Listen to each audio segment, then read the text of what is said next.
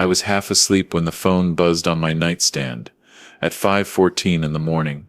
I thought it was one of those spam calls, the kind you ignore at my age. But then I saw the name Harold Peterson, my next-door neighbor for 27 years. Harold never called, not once. I answered, and his voice came through, thin and shaking. "Frank, you need to get outside. Now, it's your nephew. He's selling your house." I sat up so fast the room spun. "Selling my house? Harold, what are you talking about?" But he didn't answer right away. All I heard was heavy breathing, like he'd been running. "Just get outside," he finally said, "before they sign the papers." Then the line went dead. I swung my legs off the bed, my hip protesting like it always did in the mornings. I'd turned 68 last month, and the bones didn't lie. I grabbed the nearest pair of pants, crumpled on the chair, and shoved them on without bothering to button them properly. My hands were shaking too badly to manage the fly anyway. As I hurried down the hallway, I kept telling myself, Harold must have misunderstood something, or maybe I was dreaming. I'd woken from dreams that felt more real than daylight before, but as I reached the front door, I heard voices outside. Several of them. I froze, hand hovering over the deadbolt. One of the voices was familiar. My nephew, Eddie. He was 33, a contractor by trade. A sweet kid once, before the last few years chipped away at him. His ex-wife, the custody fight, the money problems. He'd been helping me fix the porch the last few weeks, and I thought it was just his way of keeping busy. But the tone I heard in his voice that morning wasn't the kid I used to know. It was rushed, businesslike, nervous. Another voice spoke next, calmer. "So the paperwork is straightforward," the stranger said. "If the property is vacant, we can move fast. You said your uncle is relocating?" My heart slammed so hard against my ribs, I felt it in my throat. Relocating. I hadn't left this house overnight in 20 years, and I sure as hell wasn't going anywhere without knowing about it. I unlocked the door and stepped outside into the early morning cold. The sun hadn't risen yet, but the sky was turning that faint bluish gray, enough light to see clearly what was happening on my front lawn. A man in a suit tan too thin for the chill in the air was holding a clipboard. He looked like he belonged at a car dealership, not on my grass. Another man stood behind him. A younger guy with a camera around his neck, taking photos of my mailbox, my windows, the porch Eddie and I had been fixing. And Eddie, my nephew, was standing there with a forced smile, hands jammed into his jacket pockets, like a schoolboy caught doing something he shouldn't. When he saw me, his smile collapsed. "Uncle Frank," he said, "you're up early." I stared at him, stunned, my mind struggling to make sense of the scene. "What's going on here?" I asked. My voice sounded steadier than I felt. "Why are there realtors on my lawn? Why is someone photographing my house? And why," I added, staring directly at Eddie, "is my nephew talking to them without my permission?" The man in the tan suit stepped forward, extending a hand. "Mr. Dawson, good morning. I'm David Kelly from Lakeshore Realty. Your nephew here has been helping arrange the sale of your property. He mentioned you were interested in—" "I'm not selling my house," I said, cutting him off. The man blinked, confused. Eddie swallowed, eyes darting toward the street. "Uncle Frank," he said softly, "can we talk inside? Just you and me?" "No," I said. "We can talk right here, in front of the men you brought onto my property at sunrise." His face tightened. "It's not what you think." "Oh, really?" I said. "Because what I think is that I woke up to my neighbor calling me in a panic saying you're out here trying to sell the home I've lived in since 1989. The realtor cleared his throat. "If this is a misunderstanding, it is," I snapped. "The kind you leave my property for." The photographer lowered his camera. The realtor took 2 steps back. Eddie took 1 step forward. "Uncle Frank, please," he said. "Just listen. talk, I told him. But do it quick. His shoulders slumped. For the first time I saw how exhausted he looked. Dark circles under his eyes, beard untrimmed, hair matted in places. He looked like a man who hadn't slept in days. I was going to tell you today, he said. I swear, I was going to come inside after this and explain everything. I needed to get the ball rolling. You needed to get the ball rolling? On selling my house? I asked, incredulous. He exhaled. I need money, Uncle Frank. Badly. I'm 3 months behind on child support. If I miss another payment, they'll take my license. I can't work without my license. And if I can't work, I can't pay anything. I thought if I helped you fix the porch, maybe it would raise the value. And then if I found a buyer, you'd what? I said. Get a commission? He didn't answer. You thought you could sell my house behind my back to solve your problems? He looked at the ground. I wasn't going to do it behind your back. I was going to ask you to sign the paperwork today. And if I said no, he didn't lift his head. That was answer enough. I turned to the realtor. You heard him. Now leave. But sir, leave. They left. Slowly, awkwardly, glancing back every few steps, Eddie stayed rooted in place, shoulders shaking slightly, whether from anger, shame, or exhaustion, I couldn't tell. When they were gone, I stepped closer. You had no right, I said quietly. Not after everything I've done for you. You don't lie to family. You don't steal from family. You don't trick them into signing their home away. I wasn't going to trick you, he whispered. I almost laughed. What part of this wasn't a trick? He finally looked up. His eyes were red, and for a moment I saw the boy I used to take fishing when he was 9. The boy who cried when he hooked his own shirt instead of the trout. The boy who used to call me his second father. But men grow up, and sometimes life twists them in ways you never expect. Before I could speak again, I heard footsteps approaching fast from behind the fence. Harold. He came limping across the yard in his slippers, clutching his phone like it was evidence in a trial. Frank, he panted. I didn't want to interfere, but you need to know something. Something about last night. Eddie stiffened. Harold, don't. Harold shook his head. He needs to know, Eddie. He deserves to know. I felt cold all over. Know what? Harold swallowed hard. Your nephew didn't just try to sell your house. He told the buyers you weren't mentally fit to manage your affairs. He told them he had power of attorney. The world went quiet. Even the birds stopped. I turned to Eddie. He didn't deny it. He just closed his eyes. Eddie didn't open his eyes for a long time. He stood there breathing slow and shallow, like a man who'd been waiting for a blow and finally felt it coming. When he finally did look at me, it wasn't defiance I saw. It was resignation, the kind someone carries when they know the worst part is about to begin.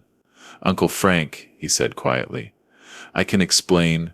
You said I wasn't mentally fit, I said. My voice surprised me. It wasn't loud, but it was cutting, cold. You told strangers that I gave you power of attorney, that I couldn't handle my own life. I took a step toward him. Do you understand what that means? Do you understand what you tried to do? He wiped his face with the back of his hand. I didn't know what else to do. The bills keep stacking up. I keep losing work. The court doesn't care about excuses. They just want payments. I'm trying to hold on. I swear I'm trying. You tried to steal my home, I said. Not borrow. Not ask. Steal, he winced. I wasn't going to let it get that far. It already got that far, I said. You just didn't finish it. Harold stepped closer to me, his voice low. Frank, tell him to leave. We can call someone.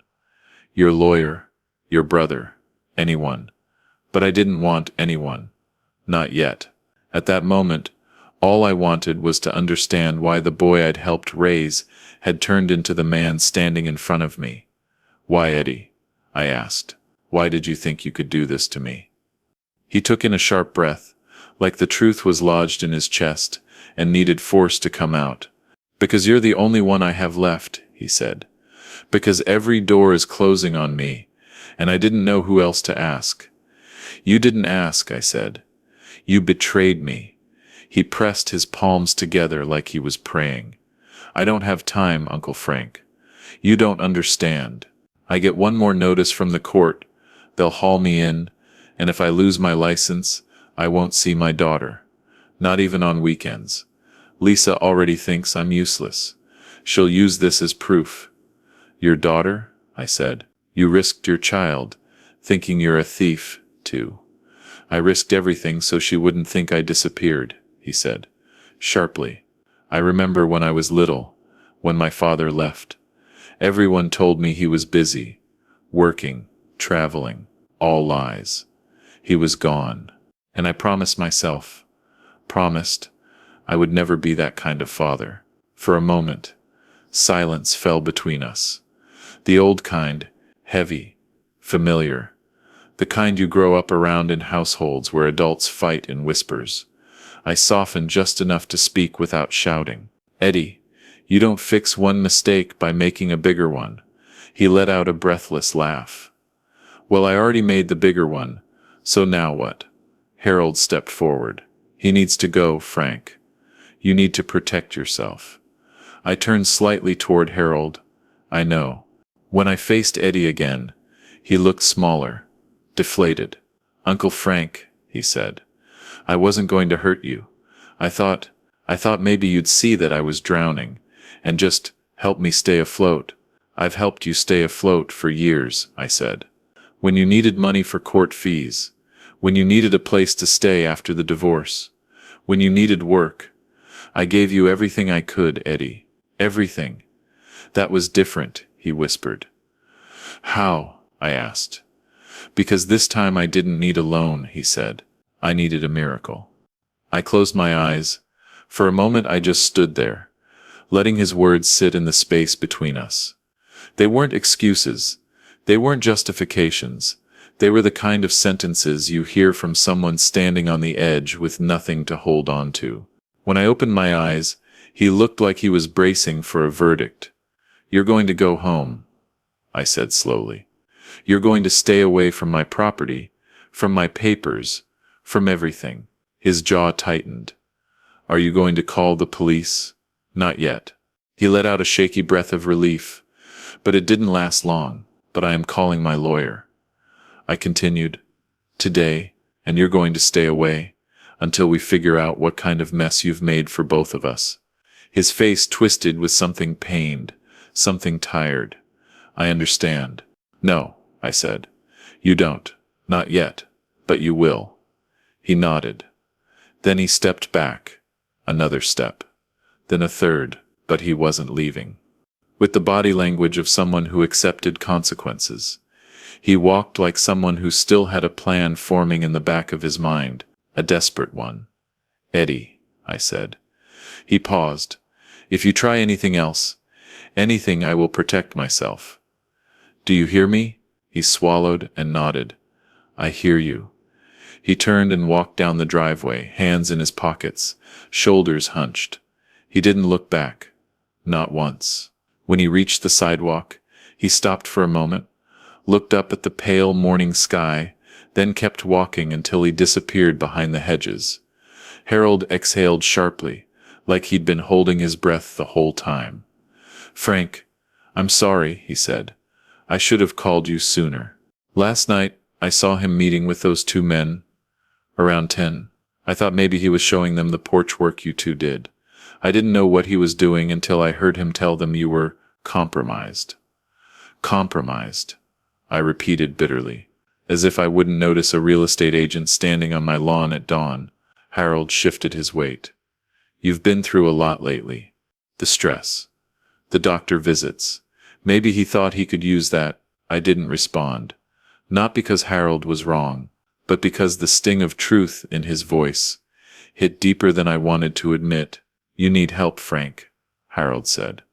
"Legal help. Protective help. You can't handle this alone." "I know," I said. "I'll call Martin, your lawyer. Yes. First thing. Harold nodded. Good. We both stood there for a moment. The air felt colder now, or maybe that was just what betrayal does to a person. Harold rested a hand on my shoulder. If you need anything, you knock on my door. I will, I said. But as he walked back toward his house, I already knew something was off. Something Harold hadn't said. Something Eddie had done that night that Harold hadn't fully told me. Because when I looked back at my porch, our project, the one Eddie and I had been rebuilding for weeks, I saw something that hadn't been there the night before. A fresh set of footprints on the boards, leading not toward the driveway, but toward the side of the house, toward the basement door. A door only Eddie and I had keys for, a door I hadn't opened in 3 weeks. And suddenly I knew this wasn't over. Not even close. For a long moment I just stood there staring at those footprints on the new planks. They were faint, but unmistakable. Dusty heel marks, one slightly angled, the way Eddie used to stand when he was thinking.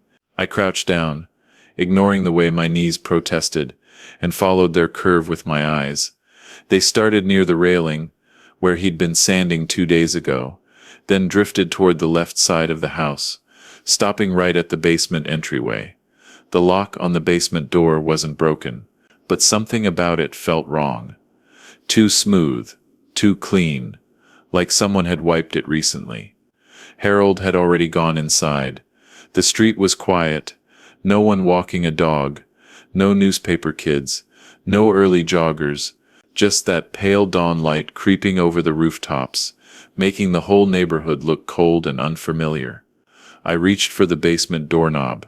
It was cold, colder than it should have been after sitting under the porch light all night. I turned it slowly. It gave way almost immediately, which told me something unmistakable.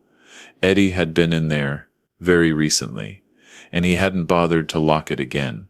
The basement smelled like old concrete and motor oil, the same scent it had had for decades ever since I moved in, and my wife insisted we store the lawn equipment below instead of cluttering the garage. I knew every inch of the place, every corner, every shelf. Which is why, the moment I stepped inside, the air felt different, not colder, not warmer, just wrong, like something invisible was out of place. But I couldn't see it yet. I reached for the pull chain to the overhead light. The bulb flickered, then hummed to life. My eyes adjusted slowly. At first, everything looked normal. The tool bench, the cans of paint, the old camping gear Eddie used to borrow when he and Jenna were still together. Nothing obvious. Then I saw it.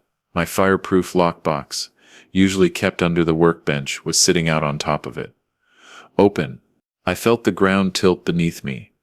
That box held 3 things: my wife's death certificate, my retirement account statements, and the deed to the house.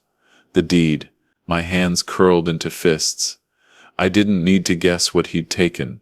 I reached for the lockbox, checking inside, hoping maybe, by some miracle, he hadn't touched everything.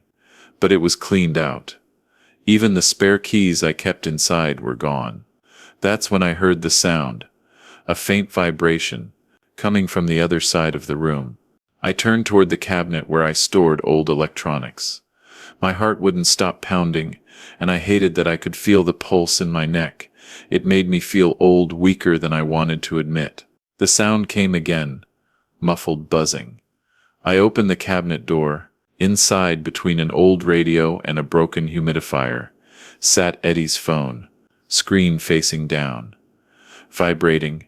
He must have left it when he rifled through the lockbox. Must have forgotten in his haste. That changed things. Phones weren't just phones anymore. They were maps, confessions, safes, diaries, black boxes. I picked it up. The screen lit automatically with a notification. 15 missed calls. Lisa, his ex-wife. The phone buzzed again. Incoming call, Lisa. I hesitated. Answering would cross a line. A big one. But after what Eddie had just tried to pull, lines felt like a luxury I didn't have anymore. I answered. Lisa's voice burst through the speaker, frantic and angry. Eddie, where the hell are you? I've been calling you for an hour. You were supposed to pick her up this morning. You said you'd be there at 7. I cleared my throat. Lisa, it's Frank. There was a beat of silence. Then sharper, Frank, why do you have Eddie's phone? He left it at my house. What do you mean left it? What's going on? Is he with you? No, she exhaled, long and frustrated. Figures. He's been spiraling. Worse than usual. I keep trying to tell him the judge won't care about his excuses, but he won't listen. Just keeps making messes and calling them plans. I didn't say anything. Frank, she continued, her voice lowering, did he ask you for money again? No, I said. This time he tried something else. She went quiet. Too quiet. What did he do? I didn't answer directly. Lisa, has he talked to you recently about big ideas? Getting out of trouble quick? Anything that sounded dangerous? Her breath caught slightly. He told me yesterday he had one last chance to fix everything today. He wouldn't tell me what. Just said by morning, we'd all be okay. My stomach clenched. Morning. Sunrise. Exactly the timing of the realtors showing up. Frank, she said, her voice trembling now. What did he do?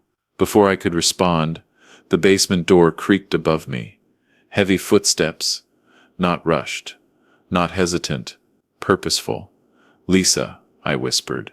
I have to call you back. Frank. Frank. What's... I hung up. The footsteps reached the bottom of the stairs. I turned. Slowly. Eddie stood there. Breathing hard. Eyes darting around the room like he'd rehearsed this moment, and still wasn't ready for it. His jacket was half-zipped. His hair wind-blown. And in his right hand, he held the missing documents.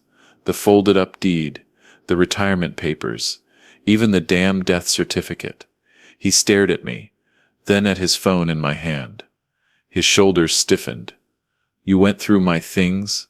He asked. His voice wasn't loud, but it was brittle.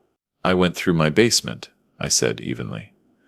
My house, my lockbox, the one you broke open. I didn't break it, he muttered. I know the combination. You told me years ago, remember? That made it worse somehow. He stepped further into the room. Uncle Frank. Give me the phone. No. His eyes flickered.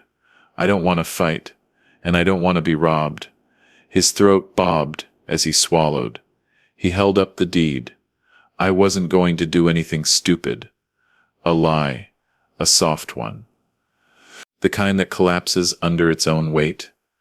I just needed collateral, something to show them I could get the money. Them, I repeated. Who's them? He hesitated, and that hesitation told me everything I needed to know.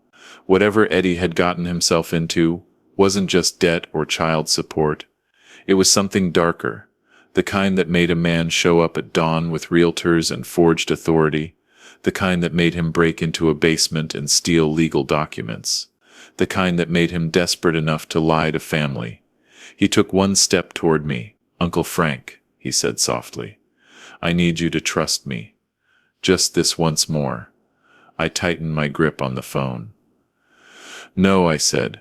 This time you're going to tell me the truth. All of it.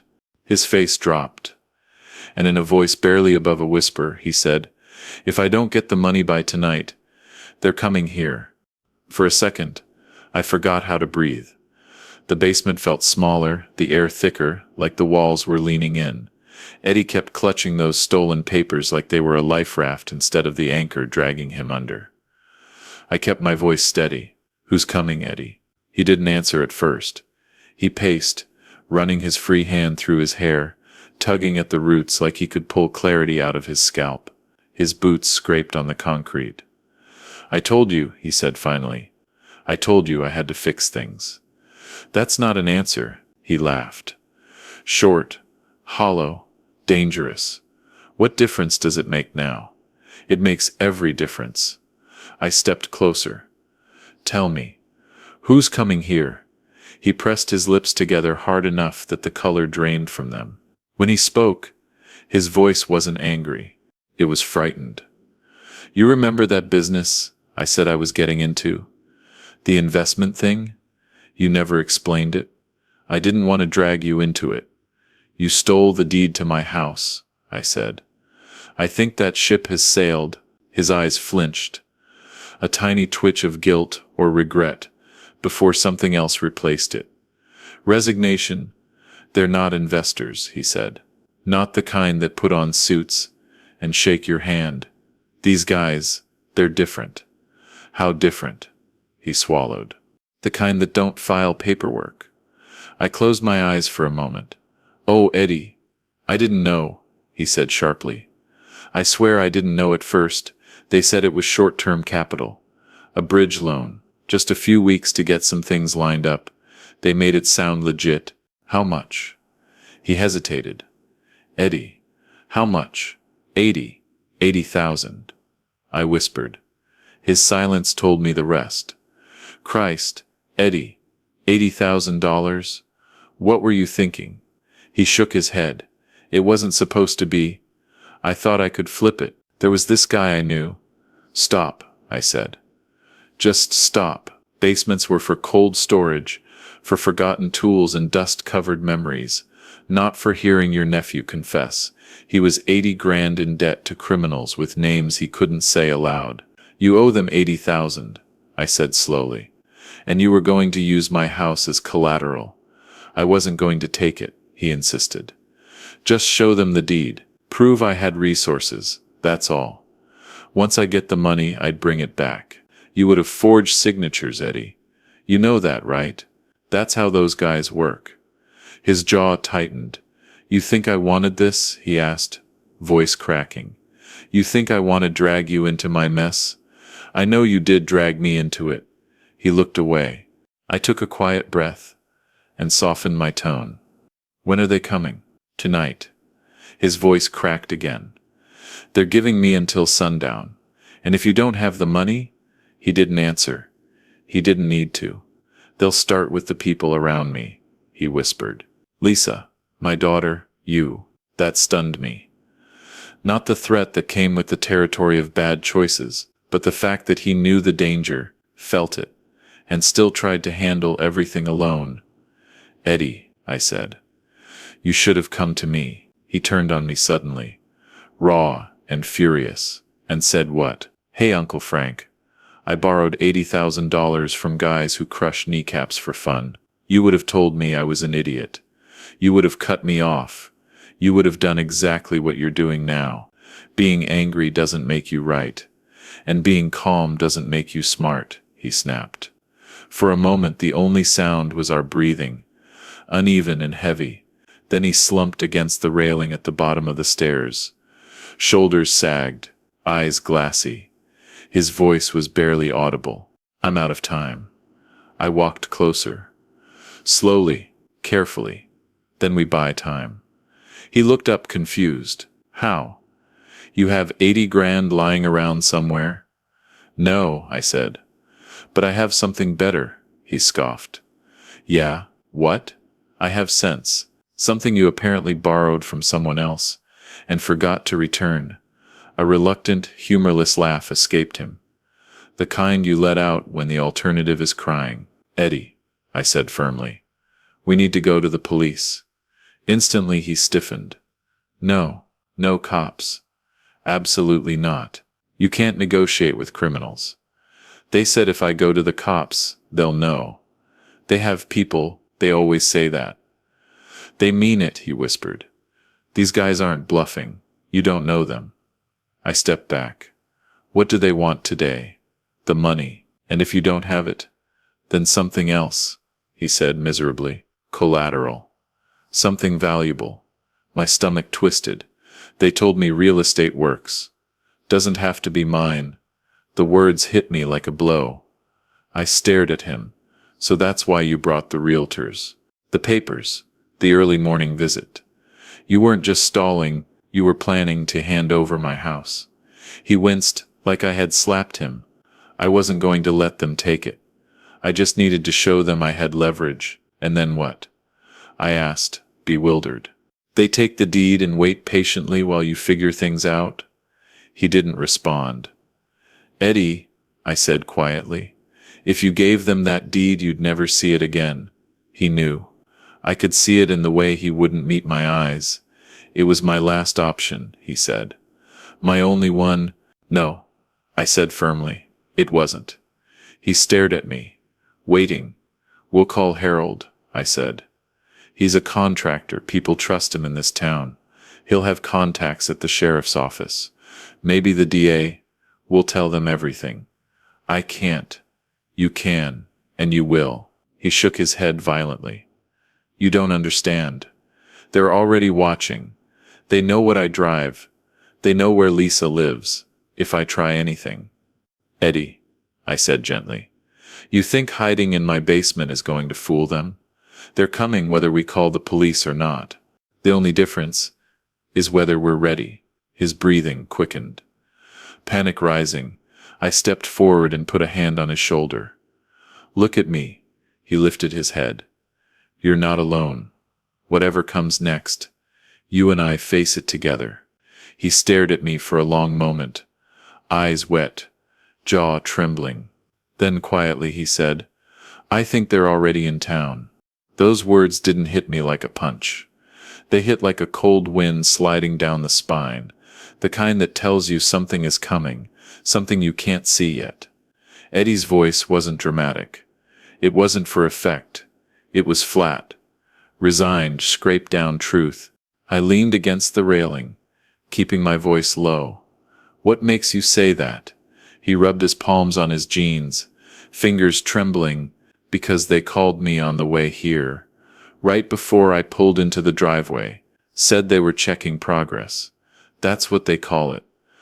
And one of them, he described the road by your house, said he liked the maple tree at the corner. The maple tree, the one I planted with my wife before she passed. My throat tightened. So they know where I live. They know everything, he whispered. Once you're in with them, they peel your life open like an orange. We stood there, the humming of the old basement freezer filling the silence between us like static. I could feel my pulse in my fingertips. Then we have even less time, I said. We need to move. Eddie shook his head. Move where? They'll track me. Track both of us. We're not running, I said. We're buying time. You said there's a leader. What's his name? Eddie's eyes flicked up at me. Cautious. You don't use his name. Fine. Then describe him. You don't describe him either, he said. You don't say anything about him unless you want someone knocking your teeth out. So he's the type who enjoys fear. He's the type who doesn't need to raise his voice to make you sign away your life. I exhaled slowly. All right. Then we act before they do. How? He asked, almost pleading. Uncle Frank, I know you want to protect me, but you're thinking like someone who still believes rules matter to these guys, and you're thinking like someone who's already lost. He swallowed hard. Maybe I have. Not yet. I reached for the old landline mounted on the wall, a relic from the 90s I kept out of habit more than use. Eddie saw what I was doing and lunged forward. No, no, no. Please don't, if you call anyone. I'm calling Harold, I said. Not the police. They'll know, he insisted. They always know. They're not omniscient, Eddie. He backed away, hands up like he was begging off a fight. He already knew he'd lose. You don't understand. These people have someone inside things. Not cops exactly. But, look, every time you try to get ahead of them, they're already one step behind your step ahead. And doing nothing keeps you alive. How? He didn't answer. I grabbed the phone. Before I dialed, I looked at him. Once I call Harold, you tell him everything. No holding back. No softening the edges. Eddie didn't move. Do you hear me? His eyes glistened. Yeah, I dialed. It rang twice. Then Harold's tired morning voice answered. The kind of voice that had seen enough of life to know that people don't call at this hour for good reasons. Frank? Everything all right? I kept my tone steady, but the tension slipped through. I need you at my place. Now. And no squad cars. A pause. What happened? It's about my nephew, I said, and something he got involved in. The pause on his end grew longer. I'll be there in 10. He hung up. I lowered the phone. Eddie was staring at me with something like disbelief. You shouldn't have dragged him into this. He dragged himself the moment he called me at dawn. We climbed the basement stairs and stepped into the kitchen. The morning light had shifted through the blinds, thin stripes across the table, dust floating through them like falling ash. Eddie hovered near the wall, restless, tapping his foot, checking the window every few seconds. You okay? I asked. No, he said, honestly. I appreciated the truth. It meant he wasn't putting on an act anymore. 9 minutes later, Harold's truck rolled into the driveway. He got out and scanned the property like he was expecting to see someone hiding behind the bushes. Then he came up the steps, and I opened the door before he knocked. What's going on? He asked. Stepping inside, I didn't answer. Instead, I motioned for Eddie. My nephew looked small. He wasn't physically small. He was almost 6 feet, but the fear shrank him. He couldn't even lift his eyes to meet Harold's. Son, Harold said quietly, why don't you tell me what mess you're in so we can figure out how deep the hole is? Eddie swallowed, nodded, and started talking. He told him about the loan, the men, the deadlines, the threats, the demands for collateral. Harold didn't interrupt once. He just listened, jaw tightening a fraction more every time. Eddie added another detail that made the whole situation sink further into darkness. When Eddie finished, Harold let out a slow breath, rubbing his temples. All right, he said finally. Okay. First question. Did they say when they'd be checking in today? Sunset, Eddie said. But they might show sooner just to scare me. Harold nodded grimly. They usually do. That didn't sit well with me. You've dealt with people like this? Harold glanced at me. Not personally, but I know the patterns. I've seen what they leave behind. When people don't pay, that shut us both up. Harold paced once across the kitchen. Then he stopped and looked at us. There's no easy way out of this, he said. But there is a right way. Eddie almost laughed. Right way. These guys don't care about right. No, Harold said. But the DA does. Eddie stiffened. Harold continued. You give them everything, names, descriptions, addresses, numbers, how they contacted you, and then we get you protection. That's exactly what they said not to do, Eddie whispered. And what's the alternative? Harold shot back. Let them take your uncle's house? Let them decide what happens to your kid? You really think staying quiet buys you a future? Eddie's face twisted. He rubbed his eyes like he was trying to wipe the fear off his skin. You don't get it. I get enough, Harold said. Enough to know you're done buying time. Now you need help. Eddie's breathing sped up. He backed toward the door like he was preparing to bolt. No, he said. No police, no DA, no protection. You don't know these guys. They'll find me anywhere. Eddie, I said calmly. No one is asking you to be brave. Just to stop digging the hole deeper. I can't, he whispered. Why not? I asked. He looked at me then, really looked, and his voice broke. Because I think one of them followed me here. The kitchen went silent in a way that didn't feel natural. It wasn't the quiet of a house, settling, or a morning without traffic. It was a quiet that pressed against the walls, like the air itself was listening. Harold stopped mid-step. What do you mean someone followed you here? Eddie's hands shook as he pointed toward the window, over the sink. When I pulled in earlier before you came out to the porch, Uncle Frank, I saw a car roll past. Slow, too slow. Same color, same dent in the front bumper, same guy behind the wheel. I thought maybe I was imagining it. But when I came inside, I swear I heard a door shut somewhere down the street. Harold moved to the window. Careful, lifting one corner of the blind with 2 fingers.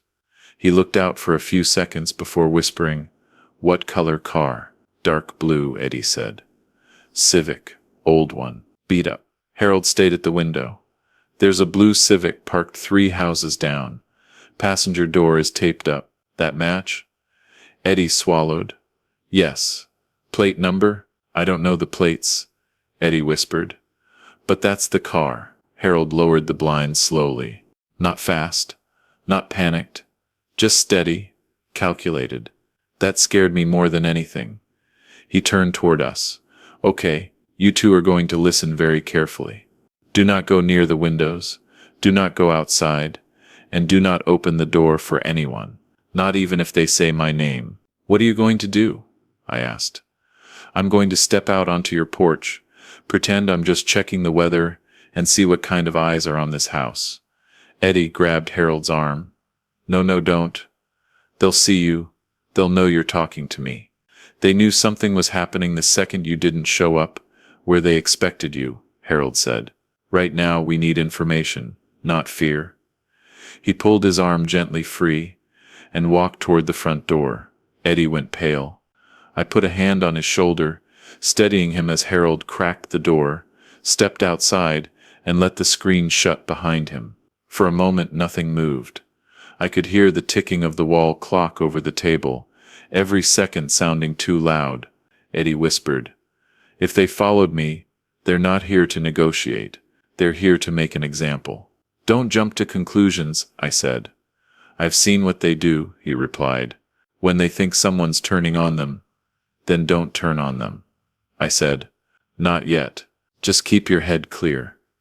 He laughed under his breath. A short, hopeless sound. Head clear, right. Through the window near the entryway, I could see Harold standing on the porch, arms crossed like he was just stretching his back, looking at the sky, the yard, the street. But I knew better. He was scanning every inch of the neighborhood. He stayed out there almost a full minute before he came back inside, shutting the door with a long exhale. "Well?" I asked. He rubbed his jaw. "There's a man in that Civic driver's seat.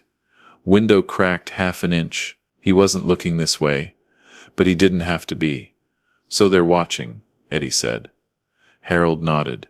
"And now what?" I asked.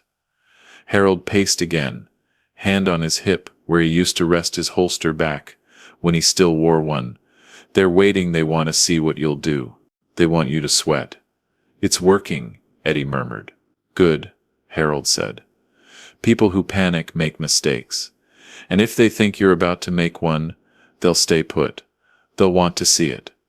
That buys us a little time." Eddie sat heavily at the kitchen table, elbows on his knees, hands clasped behind his head. "Uncle Frank, I'm sorry. I shouldn't have come here. I should have just run somewhere else." "You came here because you trust me," I said. "Don't apologize for that." He shook his head. "No, I came here because I was desperate. And desperate people ruin everything they touch." I pulled out a chair and sat across from him. "Look at me." He didn't. "Eddie. Look at me." He lifted his eyes. "You're my nephew. I'm not tossing you to the wolves. I'm not letting anyone tear apart this house or this family. So whatever happens next, we handle it together. You hear me?" His eyes glistened again, but he nodded. Harold leaned on the counter. "All right, we need a plan. They're watching from the street, checking to see if you're alone, if you're scared, if you're packing up to run." "What do we do?" I asked. Harold looked between us. "We wait." Eddie nearly jumped. "Wait? That's your big plan?" "Harold, these aren't tax collectors." "Listen," Harold said, keeping his voice low and firm. "If you act too fast, you'll trigger them. If you call the cops right now, they'll bolt and come back later when you're asleep. If you run, they'll follow.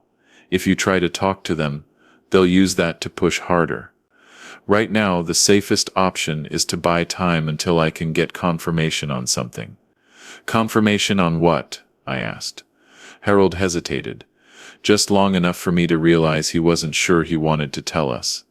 That they're the ones I think they are, he said. There's a group operating out of 2 towns over. They've been grabbing properties from older homeowners for months. My blood went cold.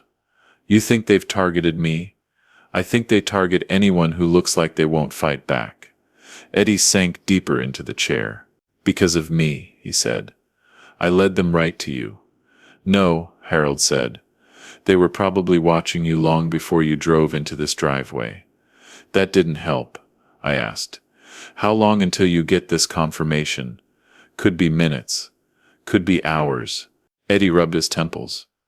We don't have hours, Harold replied. We don't have a choice. Then from outside came a sound that made all 3 of us freeze. A car door shutting. But not the Civic's. This one was closer. Much closer. Much closer.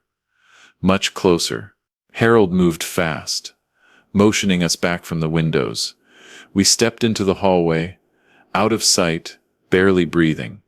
Another door shut. Footsteps approached the house. Slow, deliberate. Then a knock. Not a frantic one, not an impatient one. A measured, almost polite knock. 3 taps, a pause. 2 taps. Eddie's breath hitched. That's their signal, he whispered. Harold whispered back. Nobody move, nobody speak. The knocking came again. 3 taps. Pause. 2 taps. Then a voice muffled through the door, but unmistakably calm. Eddie. We need to talk. The voice on the other side of the door didn't sound angry. That was the worst part. It sounded patient. Too patient. The kind of patience that comes from knowing you already control the outcome. Eddie pressed his back against the wall, sliding down until he was almost crouched on the floor. He covered his mouth with both hands, shaking so hard I could feel the vibration in the air beside him. Harold leaned close enough for us to hear his whisper. Do not respond. Do not make a sound. They're testing the house. The knocking didn't come again. Instead, the voice spoke once more, calm as someone calling their dog back inside. Eddie, we know you're in there. We just need a minute of your time. A pause. Footsteps shifted. Someone else cleared their throat quietly. Another man, maybe a third. Hard to tell. My house, my safe place for decades, suddenly felt like thin cardboard. The voice continued. You made some promises, and promises don't disappear. Not even when you hide behind family. Eddie squeezed his eyes shut. God, I knew it. They're going to hurt you. I shouldn't have come here. I put a hand on his shoulder. You're here because you needed help. That doesn't make you wrong. It makes him a target, he whispered. Not while I'm standing, I said. Harold tilted his head toward us sharply. Quiet. Another set of footsteps shifted on the porch. Heavier this time, like someone turning to scan the yard. Then the calmer voice spoke again. All right, Eddie, have it your way. But we'll be around. You can't hide forever. You know where to find us. A small, sharp laugh followed, and we know where to find you. Their footsteps retreated, crunching down the porch steps, fading across the driveway, but Harold stayed rigid, blocking our path like a man watching a snake slither through tall grass. A car engine grumbled to life moments later, tires rolled slow, deliberate. A sound stretching out time. Only when the engine finally faded into the distance did Harold lower his hand. Don't move yet, he whispered. Give them a minute. They might circle back. We waited. 10 seconds. 20. 30. Each one tightening my chest a little more. After a full minute of silence, Harold exhaled. All right. They're gone. For now. He walked to the living room window, peering through the smallest crack in the curtain. Civic's still there, he muttered. Interesting. Meaning what? I asked. Meaning the people on the porch weren't the same ones in that car. Eddie's face drained of color again. There's more than one group? No, Harold said. But they have layers. The watchers, the collectors, the persuaders. You just got a visit from the persuaders. Eddie stood abruptly, pacing, hands in his hair. I'm dead. Harold, I'm dead. I'm dragging my uncle down with me. I stepped forward. No one's dying today. You don't know that, Eddie snapped, though there was no anger behind it. Only raw fear. These guys don't issue warnings twice. If they came to the door, that means they're ready to take something. Yes, Harold said. Information. Leverage. A reaction. He pointed toward the door. If you'd answered, if you'd opened up even an inch, they would have walked right in. And trust me, they don't leave quietly. So what do we do? I asked. Harold looked at me, then at Eddie. We need to pull them out of their comfort zone. They think you're trapped. They think you're scared. And right now, they're right. But fear only helps them if it freezes you. What are you suggesting? Eddie said. That we become unpredictable. Eddie laughed bitterly. How's that going to help? They're expecting desperation. And sometimes, Harold replied, desperation is a weapon, if you direct it at the right target. I didn't like the sound of that. Harold. Start talking sense, he took a breath. Eddie, did they tell you where to go if you had to meet them? Any location they consider neutral. Eddie nodded slowly. Yeah, the old service station off Route 9, the one that shut down years ago. Harold's eyebrows lifted. Good, that means they're not completely comfortable operating here. They want you isolated. I frowned. How is that good? Because we can use it, Harold said. If they choose a place away from neighborhoods, it means they worry about witnesses. It means they worry about eyes. And people who worry can be played. Eddie's voice cracked. You want me to go there? No, Harold said quickly. Not yet. First, I need to confirm if they're the same crew I've been tracking. If they are, we can build a case. If they're not, we'll adapt. I asked. What do you need to confirm that? Something only they have, Harold answered. A pattern. A phrase. A particular way they mark their debts. Eddie swallowed. A symbol. They call it a reminder. Looks like a crooked V. Harold froze. I noticed it instantly. His shoulders stiffened, jaw clenched, eyes locking onto Eddie like he'd suddenly spoken a secret password. You sure? Harold asked, voice quieter. Yes, Eddie said. They carved it into the wooden bench, outside the warehouse they used, right in front of me. Said it was so I wouldn't forget where I owed. Harold cursed under his breath. It's them. Who? I asked. They call themselves the Veil Group, Harold said. Started small. Illegal towing junk car scams. Fake mechanic bills. Then they moved into property. Elder estates.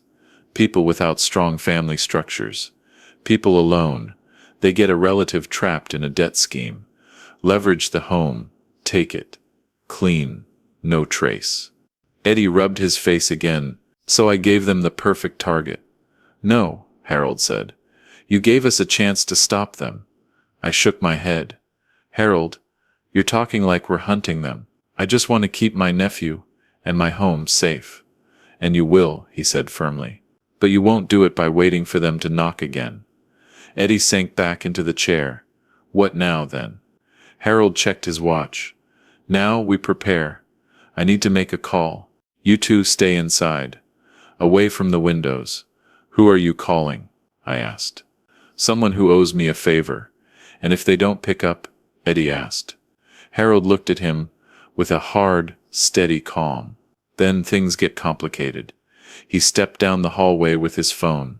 Eddie and I stayed frozen at the table, not speaking, listening to the murmur of Harold's low voice from the other room. After a moment, Eddie whispered, Uncle Frank, they won't stop. Not until they get what they want. I put my hand over his. They won't get you, I said. And they won't get my house. He looked at me, small and hollow. How can you be sure? Before I could answer. Harold stepped back into the kitchen. His expression told me everything. Frank, he said quietly, that Civic just moved. Harold, Didn't raise his voice. He didn't need to.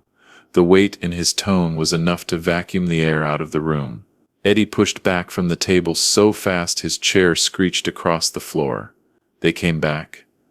I knew it. Oh God, I knew it. Sit, Harold pointed sharply. Eddie froze mid-panic, half standing, half sinking. He lowered himself back into the chair like his legs were no longer cooperating. I swallowed. Where is it now? Harold stepped toward the curtains, lifting one corner with a single finger. His eyes narrowed, tracking something. They rolled it forward about 20 feet. Just enough to change the angle. Whoever's in it wants a better line of sight on the front door. Eddie's voice was barely a whisper. Are they waiting for us to come out? No, Harold said. Because they don't need you to leave. They need you scared. Predictable. They want you to panic into making contact. I exhaled shakily. Well, congratulations to them. It's working. Harold shook his head. Not yet. Panic is only useful when it becomes movement. You sitting here calm enough to make jokes? That means we still have the upper hand. I blinked. This is me being calm, compared to Eddie, Harold said. Yes. Eddie let out a weak, pathetic laugh that turned immediately into a trembling exhale. He dragged his hands down his face. I'm sorry, I can't think. I can't do this. And for the first time, he didn't look terrified. He looked ashamed. I got up, walked around the table, crouched next to him. Eddie, look at me. He didn't. So I took his wrist gently and pulled his hands away from his face. Listen, you made a mistake. You trusted the wrong people. At the wrong time. That doesn't make you weak, and it doesn't make you disposable. And it sure as hell doesn't mean I'm leaving you alone to deal with it. You hear me? His eyes lifted, glossy and red. They're going to hurt you because of me. No, I said. They're going to try. But there's a difference. Harold cleared his throat softly, not impatient. Just focused.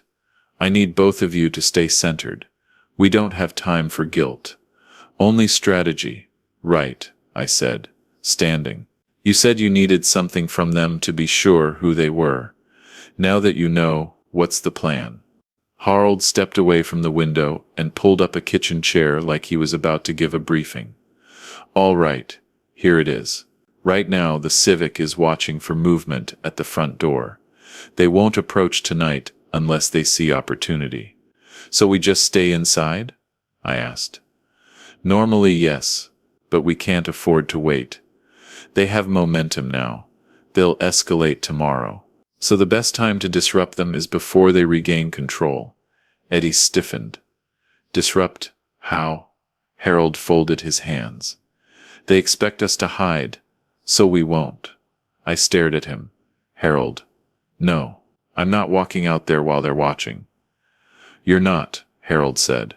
I am. Eddie shot up from his chair. What, Harold? They saw you. They know your face.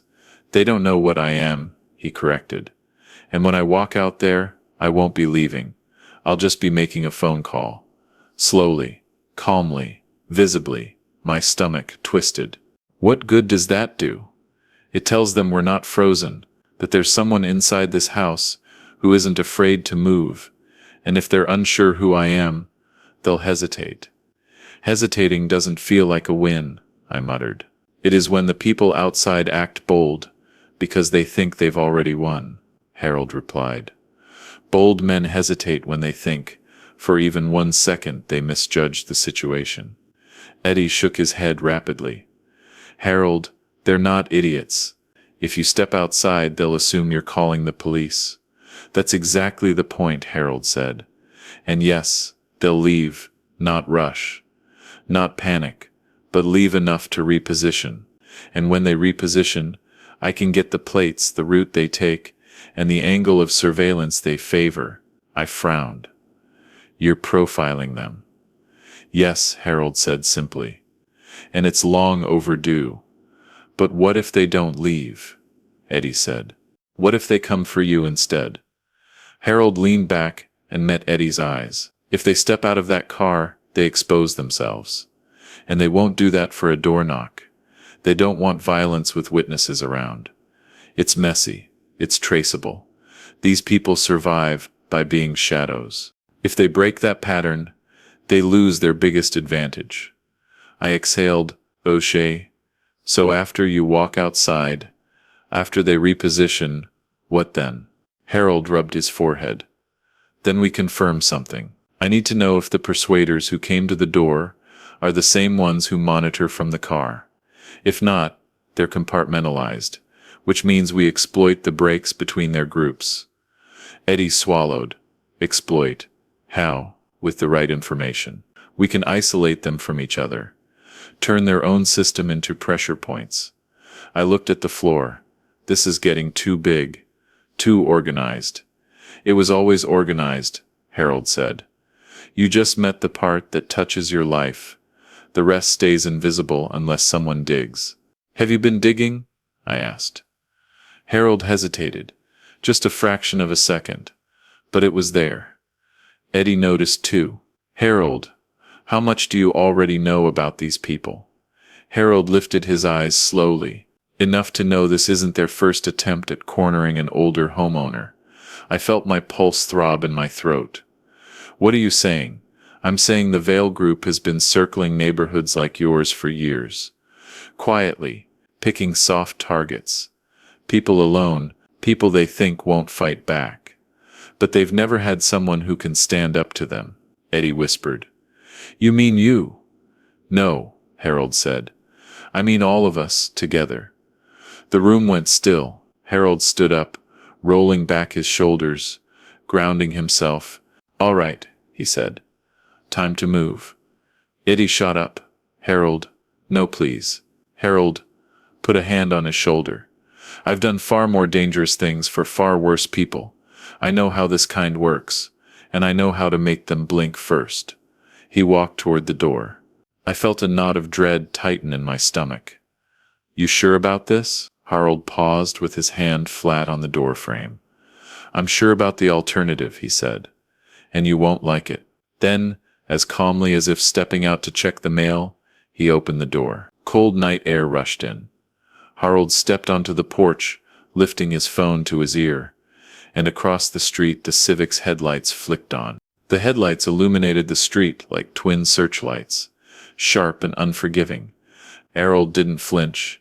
He raised the phone slowly, fingers steady despite the weight of the situation, and spoke in a voice calm enough to almost convince me that nothing outside mattered. Yes, he said. I see you. There was a pause, a low hum from the car as the engine idled. Then another voice answered, clipped. Careful. Who is this? Harold's gaze didn't waver from the windshield of the Civic. Someone who knows you, and I know what you want.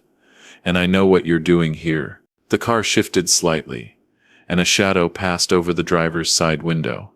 They were trying to see Harold, judging him, measuring. The silence that followed was heavy, charged with expectation. Eddie pressed himself against the wall behind me, whispering, "Oh God, oh God." Harold ignored him. I suggest you step away, slowly, without your car moving toward the house. One wrong move and everything you think you control falls apart. The shadow on the driver's side froze, and the engine ticked as though the person inside was holding their breath. And then, as carefully as Harold had instructed, the Civic rolled backward a few feet, hesitation written in every inch of its movement. You see, Harold said quietly, they don't want to fight with witnesses. They survive by shadows. Eddie exhaled shakily, relief bleeding into his features. We were safe? Safe for now, Harold said. But we're not done. I crossed my arms, watching the car retreat slowly around the corner. What now? Harold pocketed his phone and turned to us. Now we plan for tomorrow. We make sure they don't get another opportunity to corner you. Eddie, you're going to tell me every single interaction you've had with them. Every time. Every call. Every text. Everything. Eddie nodded miserably. Okay. Oh, I'll tell you everything. And Harold continued. We document, pictures, video, timestamps. If they come back, we're ready to prove what's happening. I leaned against the wall, tension still thick in my chest. And the house? The house stays, Harold said firmly.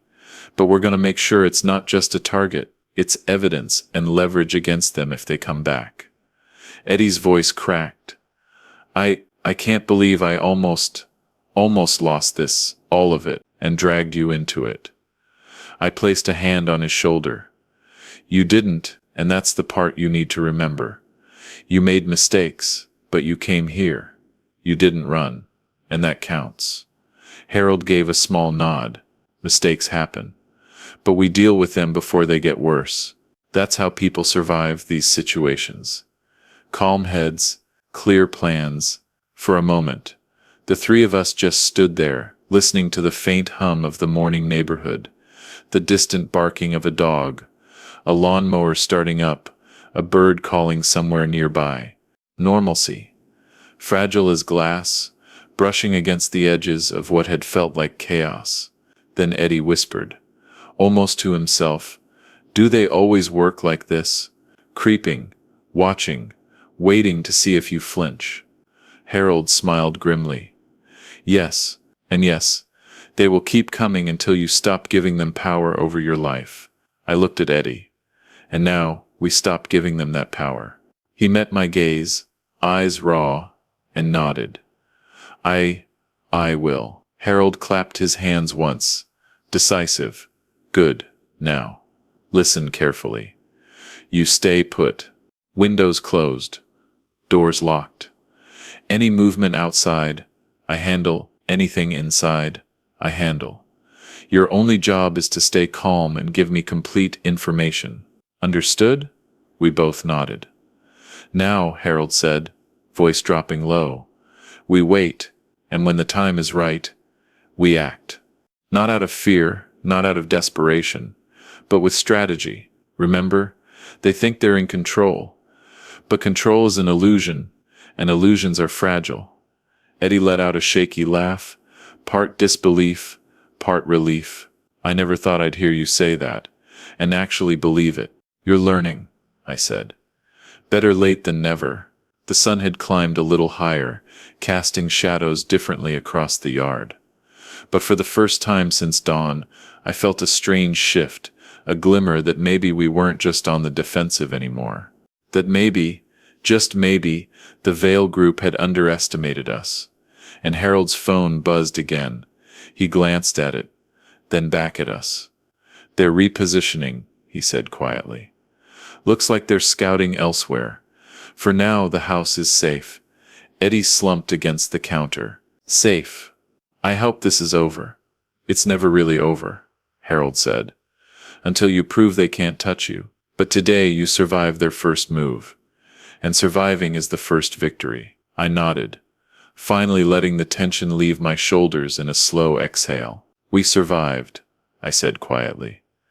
And tomorrow we make sure they know this house isn't theirs to take. Eddie wiped at his eyes, trying to laugh through the panic. I can't believe we're still standing. Yes, Harold said. And if you keep standing, they won't get another chance. Not one.